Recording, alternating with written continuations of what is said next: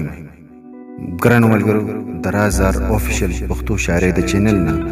سلامونه او نیکی هیلې وړاندې کوم. السلام علیکم ورحمت الله وبرکاتہ. ګرانو ملګرو د انسان ژوند که هر څومره د اسانۍ او سهولت وي خو بیا هم څه فطري سختۍ او د تکلیف امر ضرور لري، او دا ځکه چې د ژوند خالق ژوند په مشقت کې پیدا کړی دی. د دې کبله د شعور سره ژوند کول ښه د غټې سینې کار دی، بلکې که په نورو ټکو کې ووایم نو ژوند په اصل کې لویه ذمهواري ده او د دنیا هره ذمهواري ښه لوی بوج دی. څوک چې هم د شعور سره ژوندی دی او د خپل عمل د عاقبت ذمہوار دی، هغه به احتیاط هم کوي، رزق به هم اخلي، جوش به هم خي او هوش به هم په کار راوړي. کله به په خپله خبره ټینګ ولاړي او د هغه انجام امید به لري کوم چې د هغه په نس سوکالي راوړي، او کله به د نورو په مشوره د خپل عمل نه په شا شي او هغه نتیجې ته به انتظار کوي کوم چې د احبابو مشورې وي. دا ټول د عام ژوند عامې رویې او ژوند هم دغسې روان دی. خو کله کله بنده د خپل ظرف په میچ د ژوند هلو ځلو ته بډې راښکلې وي او د عزم په لار روان خپل مرام لټوي، سختۍ تیری، آفتونه قبلوي او دا یې خیالي چې که خیر وي د دې امتحان نه وروستو به یو ښایسته ارمان ترسره شي، خو د بده مرغه د هغه غیر چاپیره د بې حسۍ داسې جال خوري، داسې مړې جذبې یې په خوا کې ټالۍ وهي چې د هغه ژوندۍ جذبې مشکوکې شي او رو رو د هغه احساس یوازې شي. تنهایي یې بېوسۍ ته لاړه شي او بېوسي د عمل نه لرې بوځي،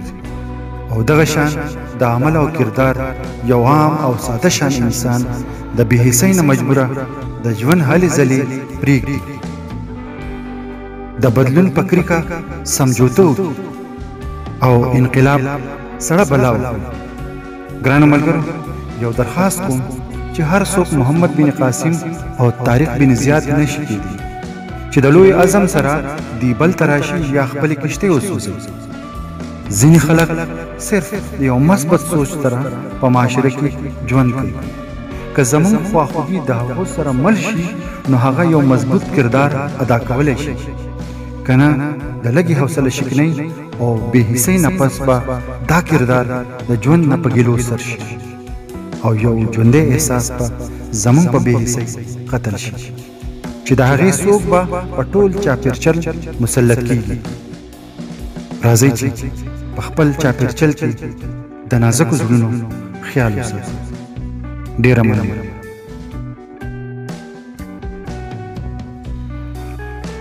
رواني اوښکې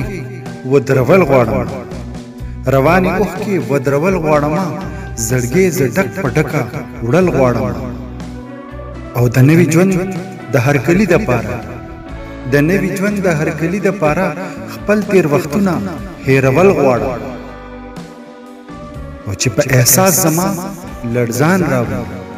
چې په احساس زما لړزان راولي، د خیال محلي نړول غواړم، او مالا بس دو لمحې سکون پوره دی، مالا بس دو لمحې سکون پوره دی، خپل ارمانونه سوځول غواړم، او د قناعت دنیا به جوړه کړم، د قناعت دنیا به جوړه کړم، دنیا د هرس ورانول غواړم، او زه خپل ګریوان په خپله ځکه شلوم،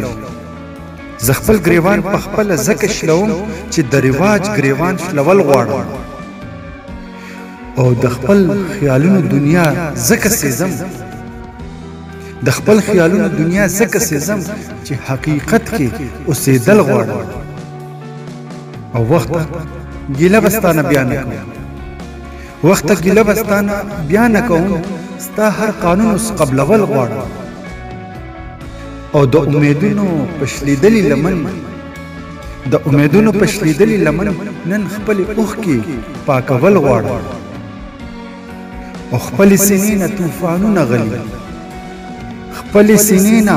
طوفانونه غلي، د ندامت پلار وستل غواړم او چې پر منزل ته رسیدل نشم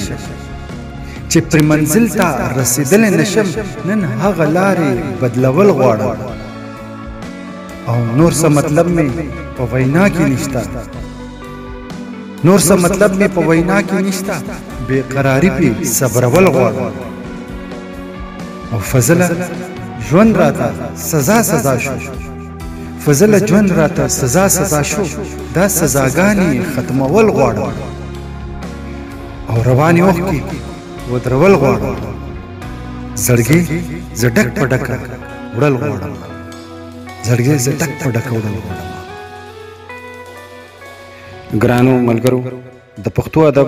او شعري ذوق د ځلا لپاره دا چینل سبسکرایب کړئ او دا ویډیو د خپل ملګرو سره شریک کړئ ډیره مننه